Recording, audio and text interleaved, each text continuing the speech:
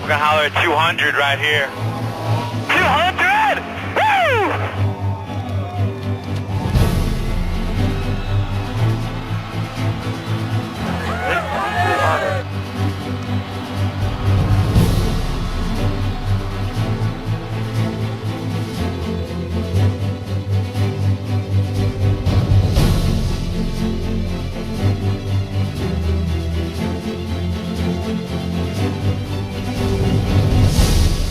Stands up, and blood running down his forehead. It's like, I think I hit my head. Yeah, pretty sure you did. KCC, you missed all of that. No, he didn't miss all of it. A couple times, but I missed that one. Junior, your dad and I we're friends. We can't get his side of the story right now, but that's okay. And his dad and I talked about this. You're already stretching the truth. Go ahead. It was worth every minute of it. It's the greatest week ever. Kenny took good care of me. We had a lot of fun. When that thing started up in the air, I just held my hands together and said, "Dear God, please don't let this emotionally scar Jeff." But it worked out okay. You look at Hendricks Motorsports as family, and you know, I mean, it changed my life, really, and you drove that. This is the best place you could ever be. If I'd have stayed here, I'd probably still be working here. This is the only team I ever drove for that I never heard anybody say anything bad about the owner. Now, I can't say that about the other teams that I've driven for. I can tell you that. If a company doesn't care about its people, the people are not going to care about the company.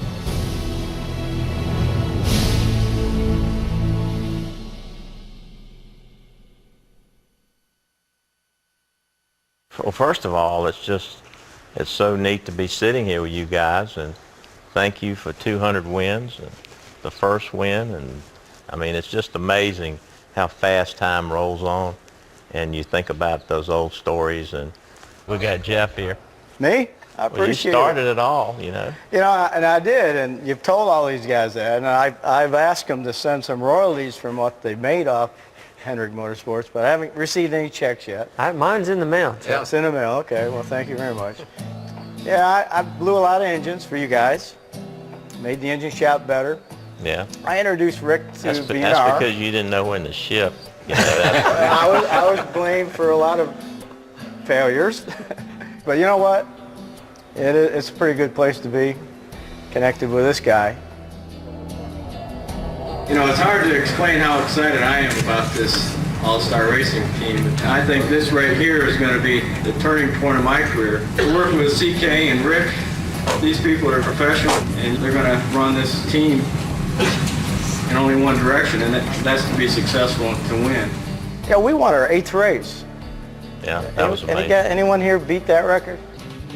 Jeff Bodine will come across the start-finish line to pick up their victory for Rick Hendrick and that all-star racing team. Worked perfect today. Harry Hyde, the guys and the crew did a super job.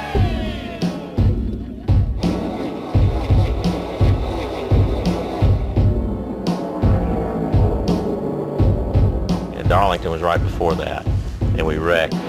Trouble in turn number 3. I think it's Brooks. And he spins up onto the racetrack, and several other cars are involved. We got caught right up against the wall. This track's so narrow, there just isn't any room to escape. We were going to close the shop after that race. He was going to close the door. He spent a lot more money than he thought he was going to have to dealing with Harry Hyde. Harry said one more race, and then won Martinsville. These guys need to thank you, and I need to thank you, because that's how close we came to not having Hendricks Motorsports. So, you know, Junior, your dad and I we're friends. Loved your dad off the track, but when he put his helmet on, we tended to... You could never tell that. We can't get his side of the story right now, but that's okay. And his dad and I talked about this You're already stretching the truth. Go ahead. But we used to tear a little sheet metal up once in a while. Earnhardt climbing all over Jeff Bodine, and that is dynamite. Who's going to give ground? Here comes Earnhardt. He's moving up on the back deck. Whoa, he bumps! Jeff Bodine. Bodine is sideways, does a full 360. I have never done anything intentionally trying to wreck somebody. Oh! Cuts and around Bodine goes. Ooh, into the wall hard with the back end. That really hurt. We'll all gang up on him a little bit. Earnhardt is pulled right back up on Bodine. Oh, yeah! Jeff Bodine has smacked the wall hard.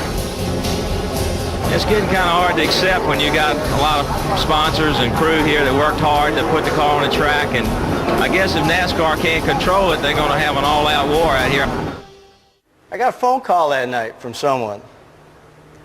He said, look, I'm tired of Earnhardt wrecking my cars. If you can't do something about it, I'll get somebody in that seat that will. I didn't have a choice. I had to do something, right, guys? Remember that? Hey, that's not the Rick I know. Yeah, I've never known Dale to be like that either. No, that whole story is... That doesn't sound like that is a Bodine fabricated story. Yeah. That's all that is. Made it up from the beginning. I know Dale and I know Rick. That's no kidding. I'm sorry I brought it up. I'm just saying. Darrell, of all of your wins when you were with us, what was your favorite Daytona? Oh, it definitely was. You know, I was 17 tries and Junior 11, because people always say, well, what'd you think? And I'm serious when I tell you this. As soon as I crossed the start-finish line, I didn't think about it. I'd finally won the Daytona 500. I said, I won it before Dale did. Yes! About the only thing Darrell Waltrip has not won in his stellar Winston Cup career is the Daytona 500. But when he became the third driver in the Rick Hendrick stable, the odds became better than ever that he would break a long-standing drought. And we are set to go racing 200 laps in the Daytona 500. Door to door, they go down the front line, nobody pulling out to pass. Boy, Waltrip is in trouble. He's just falling way back. Okay, Darrell, let's go back through. When you get in position, tell me what you want to try and do this car right quick. The car's bottoming out, don't drive good. We got ourselves in a mess, at least we think. Schrader and Earnhardt, who are sparring to decide how this 500 will be decided. Both looking for their first 500 victory. How will it end today? Schrader can tell the story better than I can, because he was my teammate and he ran second, and I couldn't have won that race without his help. I wasn't trying to help you, dude. Oh, the help of running out of fuel. That's right. Yeah. His daddy and I both pitted at the same time. Schrader and Earnhardt both pitting. Schrader came in first and he barely stopped the tires. They got enough to finish the race, and it looks like they might have enough space to win it. We came back out. You don't think there's no chance that Darrell's not going to pit, do you? Waltrip in front. I think he's going to take the gamble. Are they going to be able to go that 55 laps on a tank of fuel? He is drafting all around the track off anyone he can find. I think he's running on a prayer. 1 lap to go. Will that fuel last?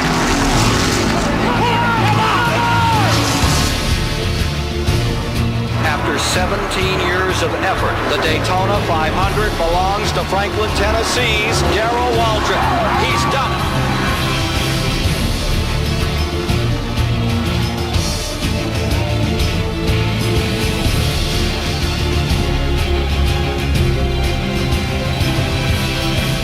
I was so excited. I said, boy, Schrader's going to be hot, because we went a little further on fuel than he did. But I went to victory lane, so yeah, I was all happy for you. Schrader comes to victory circle and he's all happy. Man, he's hugging my neck, and man, good job, you won it. Oh. How many years did it take you to run second? 10 years ago. 10 years ago?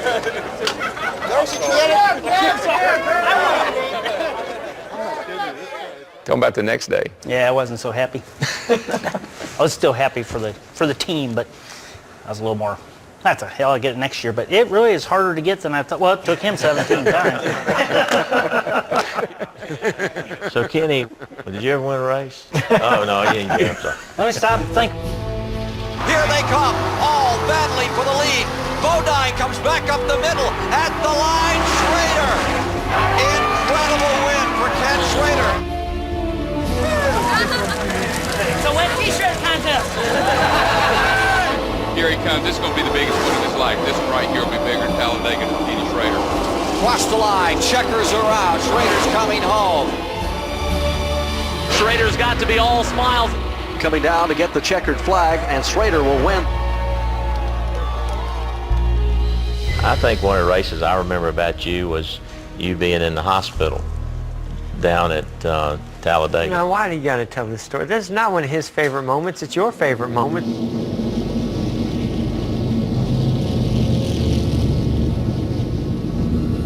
And Jeff Gordon slipping back. Ken Schrader in the middle, and indeed, Gordon's got a handful.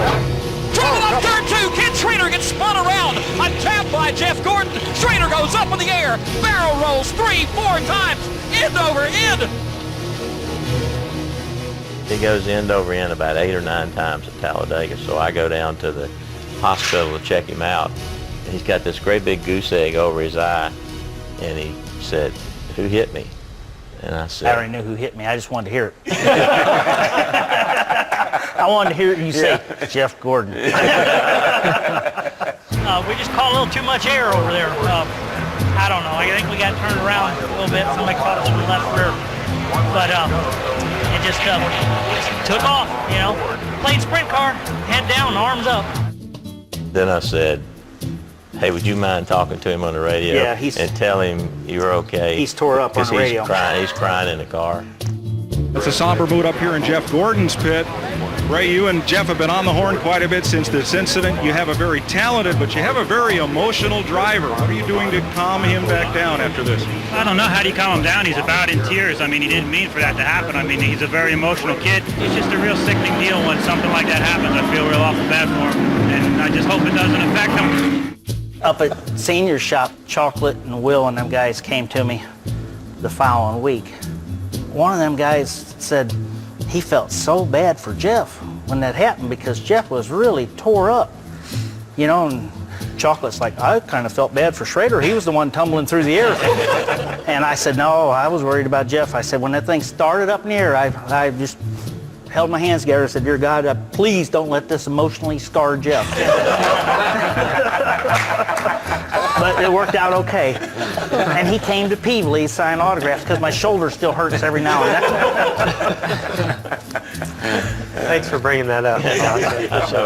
I gotta have to go to Peevely again. You got off easy, sir. You know, so we won in '95 and they won in '96, and going through that battle that year and seeing the teams keep things from one another and not sharing, you know, and really, you know, just dislike one another. We had to really start looking at how the teams work together because they didn't work together too well back then. I'll vouch for that.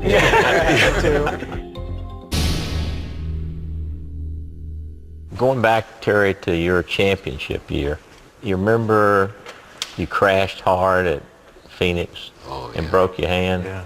We won the race at North Wilkesboro up there, and we had that Ironman car because I tied Richard Petty's mark to the consecutive starts. Holding off the challenge of the defending NASCAR Winston Cup champion, Terry Labonte wins the first Union 400. We won the race, and so Rick took that car and put it in the museum. So we came down for the championship there, and I said, man, we got to get that car back. You know, we can take that car to Phoenix. Painted just like it was, like it left Wilkesboro up there. I went out there and ran the first lap. It was pretty good. And I said, nah, this next one's going to be really good.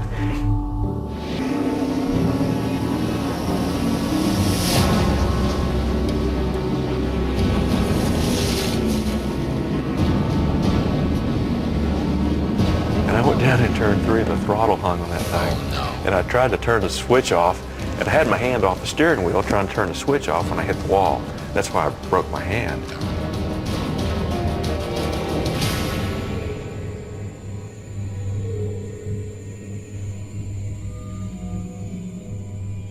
I remember going to the hospital and kind of figured our championship deal was over. We were down there in the hospital all night, it seemed like. He said, I'll tell you what we can do. He said, we can give you some shots in that hand. Yeah. And he said, and you'll not feel a thing. He said, you might mess up your hand and you might have to have surgery on it when you get home. Get the needle. But he said, we can fix it. So I said, okay, I'll worry about that Monday, you know. Right, and so that's the driver in you, buddy. And so anyway, we went out to the track the next day and I ran a few laps in the backup car. Heading onto the track now, the current Winston Cup point leader takes us, Terry Labonte. It has been an adventure so far. Injured his left hand about 3 minutes into practice yesterday. Is there a question that you might not be able to go all the way? No, I'm going all the way. They've got a little cushion and cup that will fit inside of his hand to keep it from moving any more than he has to. It looked like it was a disaster for the championship run. We start at the back in the backup car. If there is a racetrack that favors people who start in the back, Phoenix is it. Look at Terry Labonte on the bottom there. That hand must be doing pretty well for him. He's really coming up through the traffic. We actually led the race through pit strategy and stuff. I'm going to tell you, when you're running good as he is right now, you're numb all over. It really feels good. Wound up finishing third.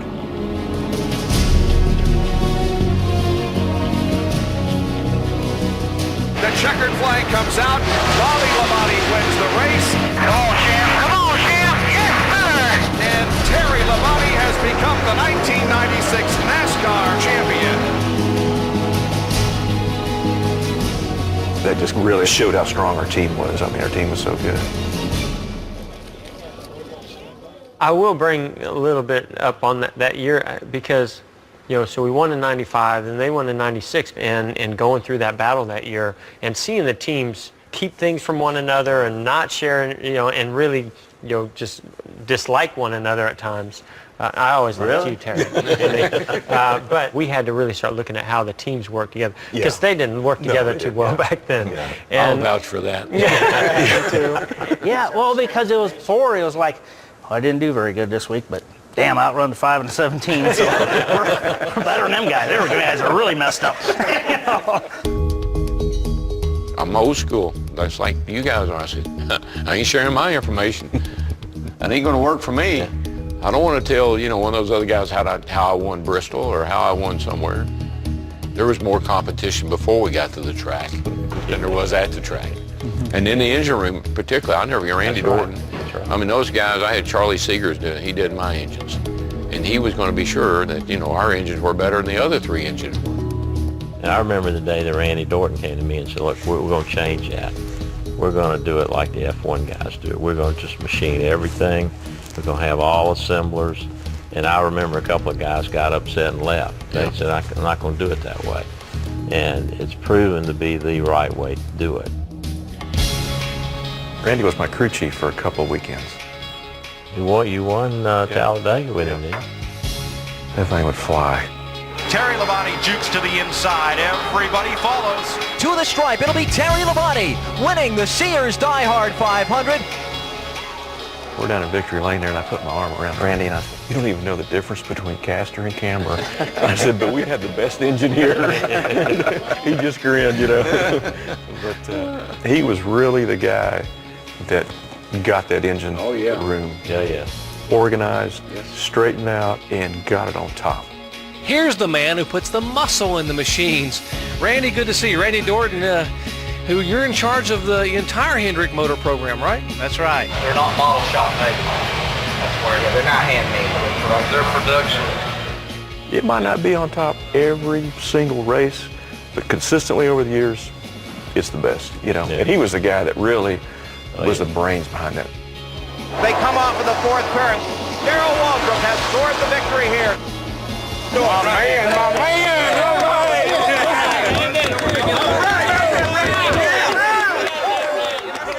It evolves over the years, but you got to have people that, you know, make the commitment that that's what they're going to do, and you go through some growing pains with it.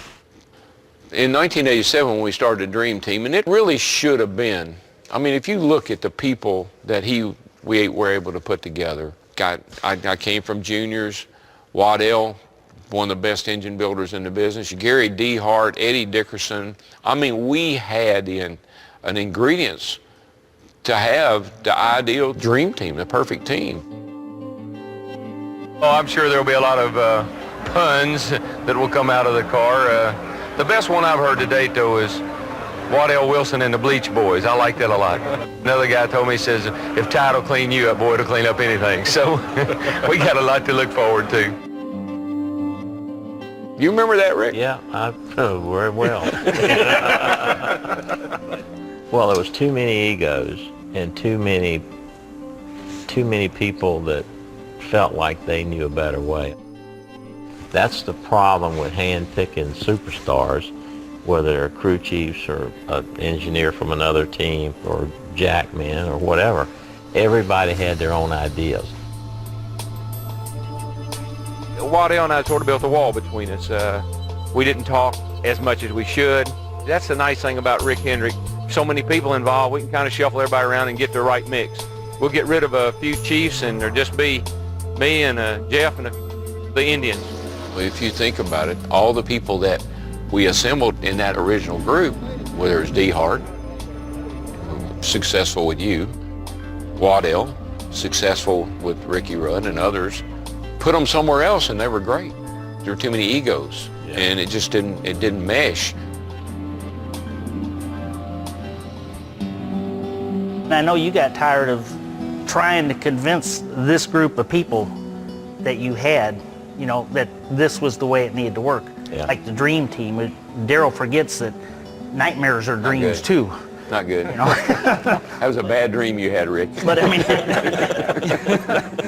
I know you beat your head in trying to convince them guys, and you could finally, everyone started to see it. We just made a decision, that's the way it's going to be. And if you didn't believe in it, you couldn't be here. Because I had done it in the dealerships and it worked so well. But the key to any business is the people around you, and that's one of the things we've learned here by growing our guys that grow up in the culture. They don't know any different. This is the way we've always done it.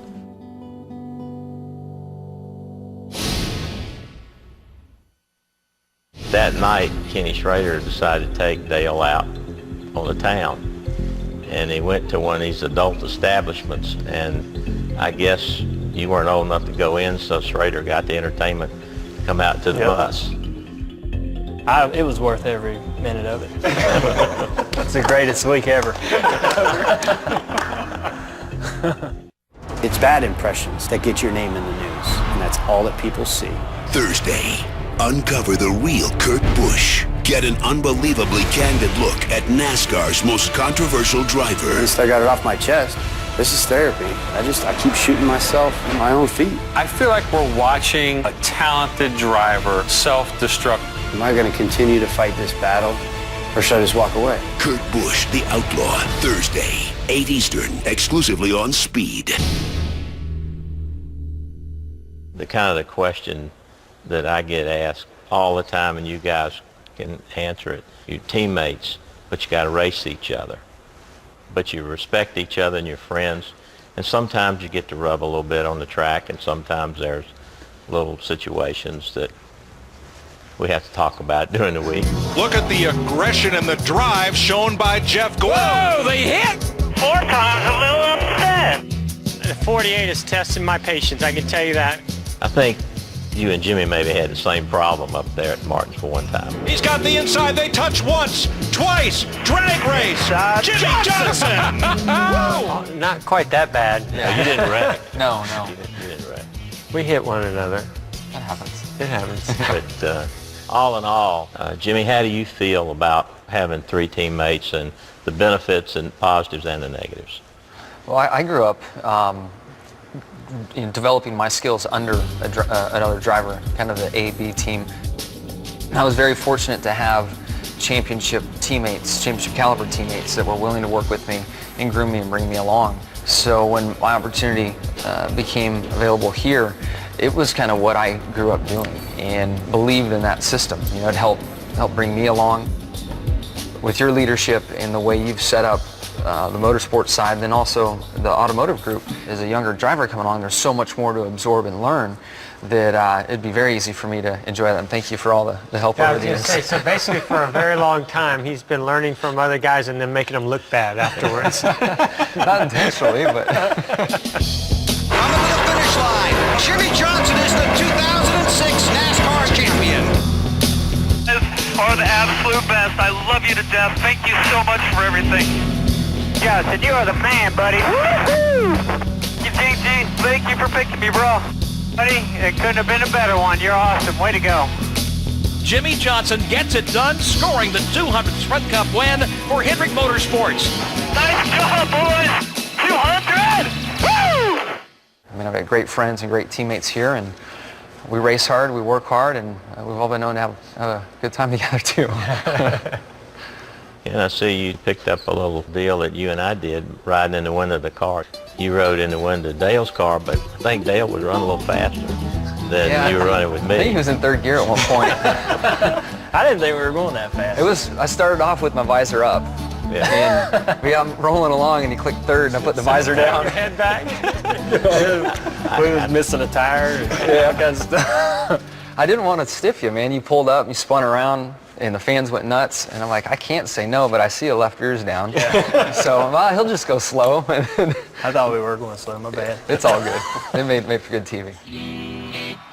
In one of the biggest shakeups in NASCAR history, 32-year-old Dale Earnhardt Jr. declared himself a free agent at the end of the season. It became apparent to me the man I wanted to drive for. I've known him since childhood, and so today it is with great honor to introduce my new boss for 2008, Mr. Rick Hendrick. Dale, how about you? When you used to having 3 teammates? Yeah, it was. I came from quite a different situation, driving for my own family, and I only had, one teammate for the most part. There wasn't a lot of, working back and forth, not as much as we do now. The technical side's been the biggest surprise. Just really kind of getting in there, and the meetings and all the stuff. Everybody's so thorough, from the engine shop all the way down. It's so incredible. Coming to the line, Dale Earnhardt Jr. wins the 2008 Budweiser Shootout, scoring the first victory in his tenure at Hendricks Motor Sports. Jr. hoping to win everything this week at Speed Weeks at Daytona, and so far he's 2 for 2. He has won the first race of the Gatorade Duel in his 15th start for Hendricks Motor Sports. Finally, Dale Earnhardt Jr. is going to score a points-paying event. Yeah, baby! Way to go, Tony Jr. Speak about not believing that you have a teammate, and I didn't think I'd have Junior as a teammate because, one, because I remember meeting him when he was, I don't know, how old were you when I met you? I had to been about 20, 21. I was talking to your dad, and I think we were out there on pit road. I don't know, something. I was sitting on pit road, and he walked up and said, "I want to introduce you to this guy. You're going to hear more about this guy," and it was Jeff. Here comes Earnhardt. He's all the way to the bottom, almost in the grass. He slides up the racetrack, and Jeff Gordon will win. Oh, he's getting a little shot after there. Whoa. Wonder Boy's here. I hear him talking about me. You talk like a little girl. What? I'm sorry, man. I'm just not as big as you. And so I remember, him young coming up through the ranks, and I mean, he was so young. I go, man. You've pretty much grown up in the sport. Would you like to have a career in racing, and if so, what would you like to do, Dale? Well, I want to be a race car driver someday. It's a great sport. I love it to death. It's all I've ever known. Racing. I didn't even know if I'd see you in Cup because I thought I'd be long gone by then. It seemed like you were so young, but then to have you as a teammate, it's pretty amazing how far things have come. Yep. But boss, I gotta say though, when I came on board, Schrader was my teammate. That was a bad influence. So I got to hear a lot of stories and learn from him. Well, I can tell you going with Schrader. You sure you remember? I think I do. All right. I think I was out at Topeka. That was on a Saturday or Friday. That night, Kenny Schrader decided to take Dale out on the town. And he went to one of these adult establishments, and I guess you weren't old enough to go in, so Schrader got the entertainment to come out to the bus. And I didn't know anything about it, but I happened to be on the grid the next day when your dad flew in. You and him both flew in that day. Yeah. And he walked up to me, I used to get you by your collar, and he said, "I'm going to kill Schrader." But I told him, don't look at your dad the next day on the airplane. Don't look at him. For sure, don't breathe on him. And don't fess up to nothing. I don't know how he found out. I went as far away as I possibly could from where he was, on like race morning, and I was just sitting there on a tire, with, just trying to hide. And Dad come out there and looked at me, and then just turned around and walked off. And then he turned Schrader the next week. I mean, he ran over him 4 or 5 more times after that. I think Schrader said they didn't talk for years. He was pretty hot. Was he? Yeah. The next year, I called him and said, hey, we're going to Topeka again. He said, yeah. I said, think Dale Jr. can go? He said, no. I said, what about Kelly? She didn't get to go either. It was worth every minute of it. It's the greatest week ever. Yeah, Kenny took good care of me. We had a lot of fun. Jeff actually lived with me for a little bit. Jeff came to see me, and I'd always invited him to come see me, and he never, he never did. He lived in a great big mansion down in Florida, and then one day he says, I'm in town. You said I could stay with you. Can I come over? And I said, sure. And when he walked in, he was sweating all down. His shirt was all wet, and I didn't know he was going to tell me he was leaving to go drive somebody else or what was going on. But then he told me, he said, I think looks like I'm going to be getting a divorce. And so I said, okay, well, if you're going to get a divorce, I'm going to give you some advice. There's 3 things you don't do. You don't hit her, you don't leave her, and you don't get caught with your pants down. And so that weekend, I think he did 2 of them anyway. I love when you tell a story. Only thing I remember, other than I felt like I was 17. Because you were in the kitchen. I walked in, we were going through construction, and you had this pizza, and you were putting it in the oven, and then you walked out and you said, I'm going to the mall. And I said, okay, son, Oh, yeah. No, I really felt like I was 16, 17. I had to be home by 10 o'clock because the alarm was going to be set on at that time.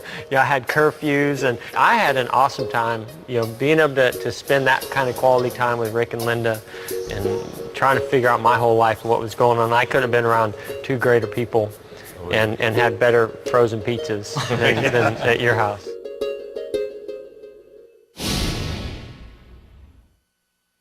I'm not sure we've ever talked about it, but after the crash, the days leading up to Atlanta and the services and everything that went on, there was a time there where we're all wondering what's going to happen, what's going to happen to motorsports. Our company's awful special, and you go through tough times and you lean on each other, and I've always believed people are your biggest asset, and I can tell you now that the folks here, Jimmy, Jeff, and all of the employees here, when the crash happened and we lost so many people, and didn't know that I could actually come back over here. Earlier today, a Hendricks Motor Sport aircraft disappeared from the radar, trying to land outside of Martinsville, Virginia. Among the 10 killed in the crash, Hendricks Motor Sports lead engine builder, Randy Dorton, Rick Hendrick's brother, John, and son, Ricky.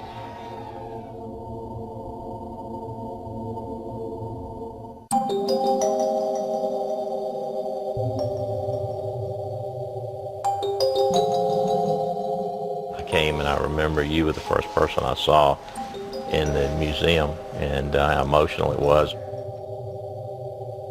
That day that you came over here, the last place he needs to be is here with us, but yet that's the kind of person that you are.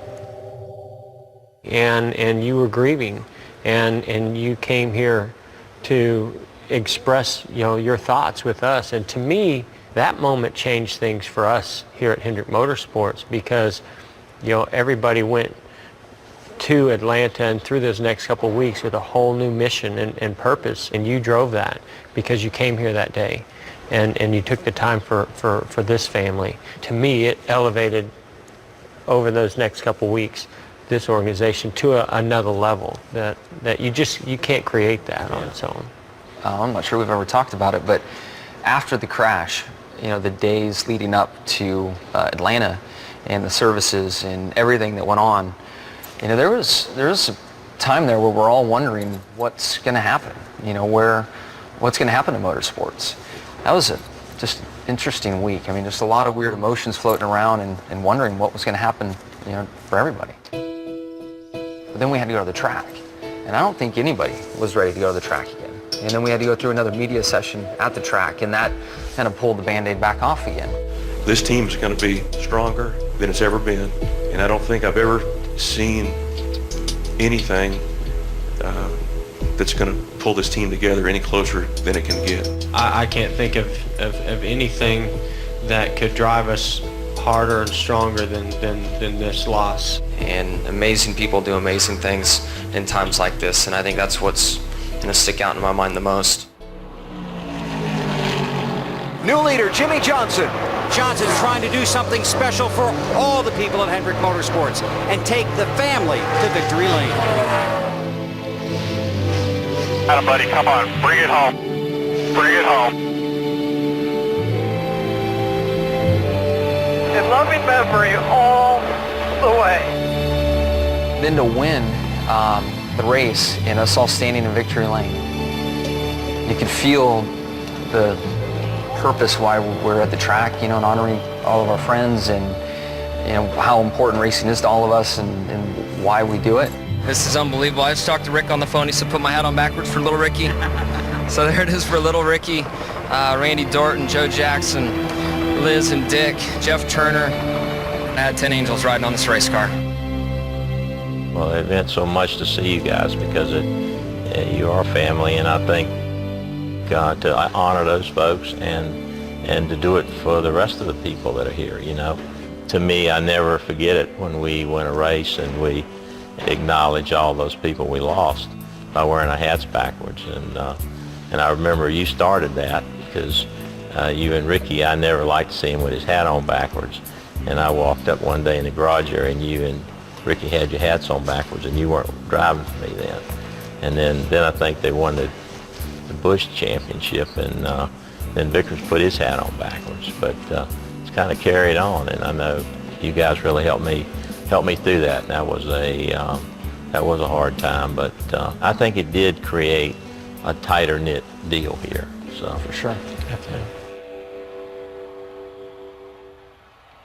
Well, there was a lot going on with Ricky I didn't know about.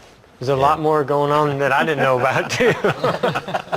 And I think Jimmy poured Tide in the pool, and y'all having a party. Jimmy was. That's just. I was there? asleep. Yeah. Yeah, you took me. I was Yes. sleeping. I was. Were I you had there? No idea. I was your driver. That was a different concussion. At one point in my life,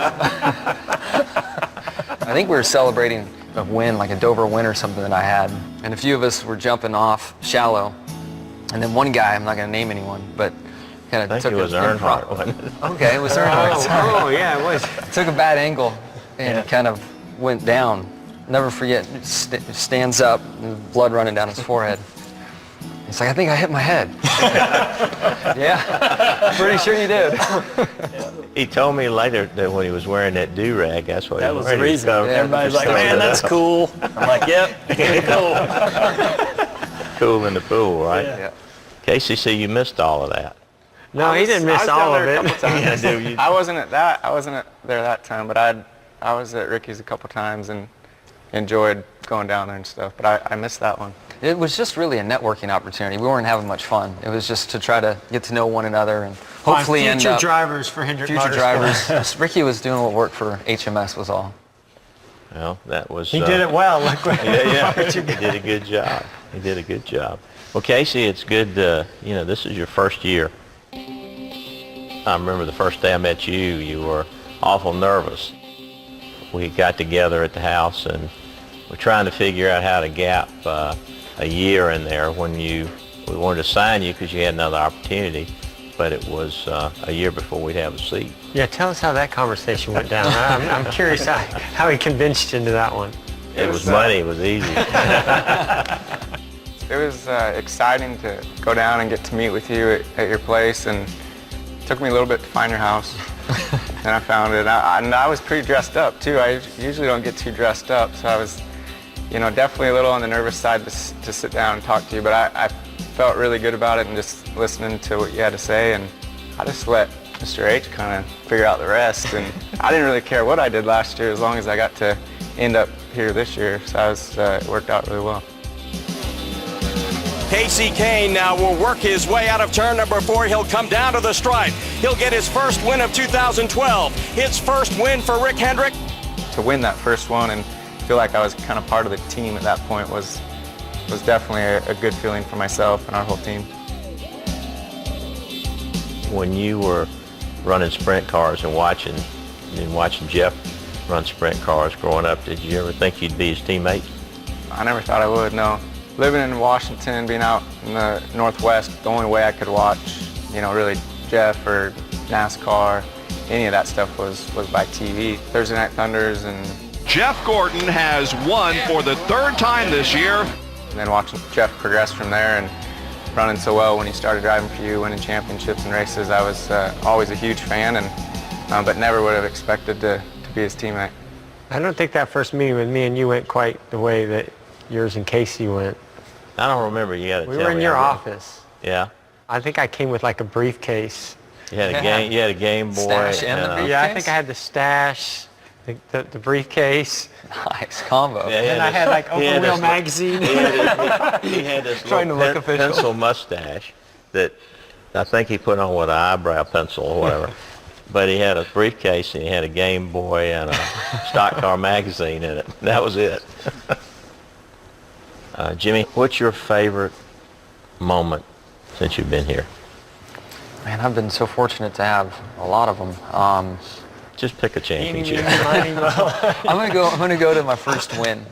Jimmy Johnson off turn 4, and he's going to win his 13th start.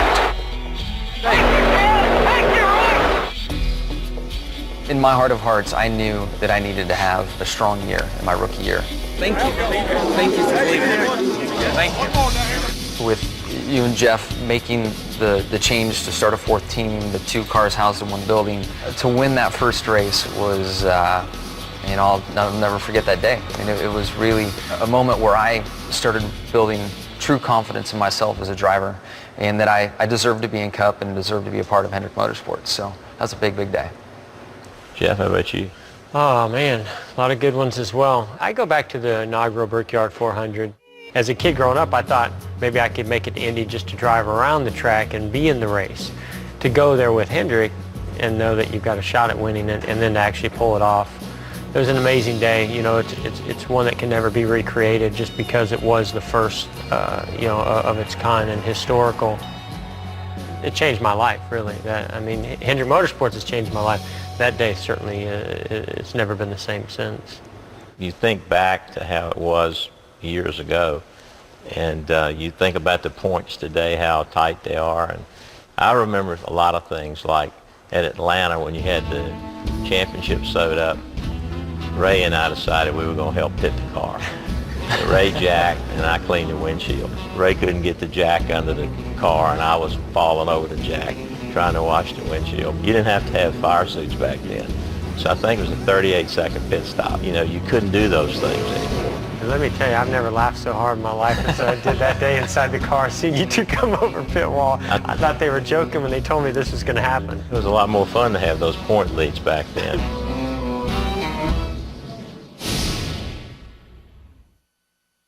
It doesn't really surprise me that we're all here today, after all that history. You've always had a way of making things work, finding ways to put the puzzles together, and I feel lucky.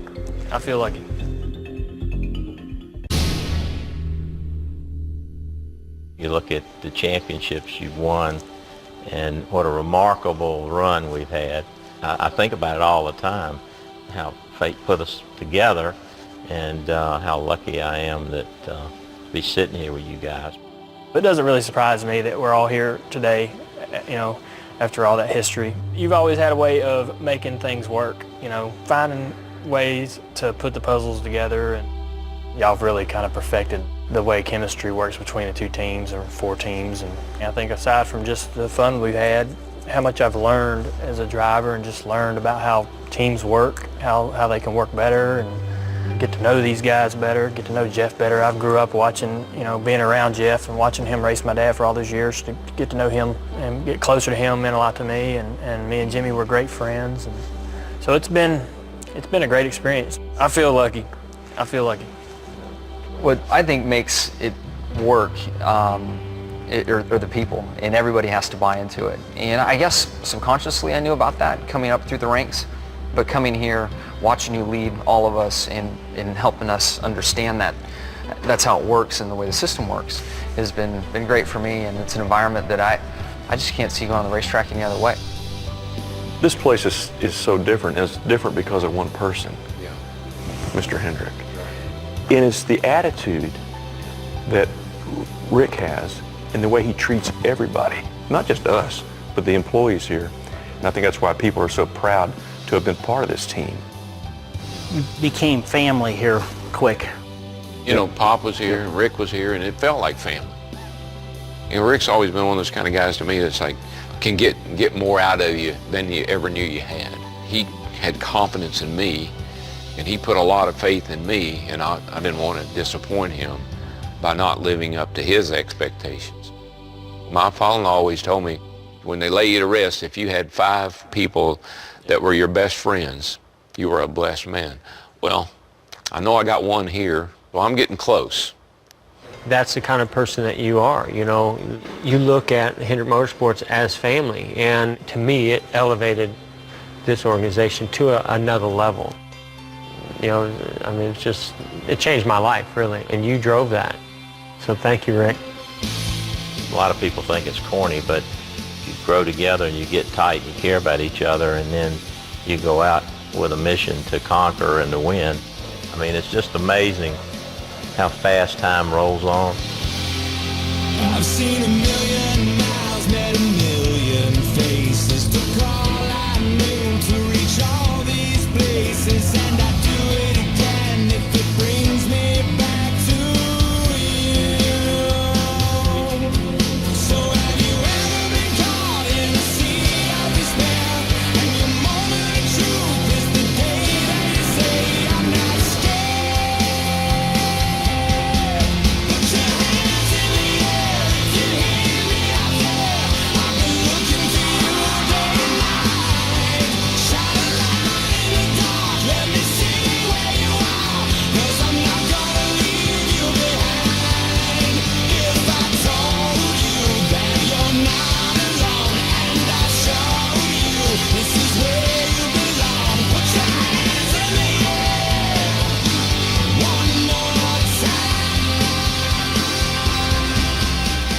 I can't thank you guys enough, especially you, Rick, for believing in me, making this place feel like home for myself and everybody here.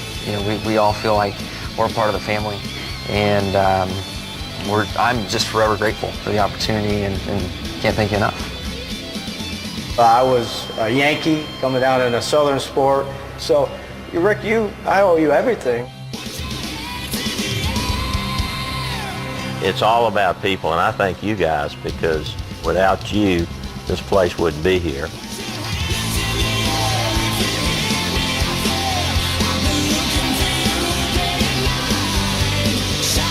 From the 5 people up in the 10 building to 100 races, and then 200 races and 10 championships. Thank you, buddy.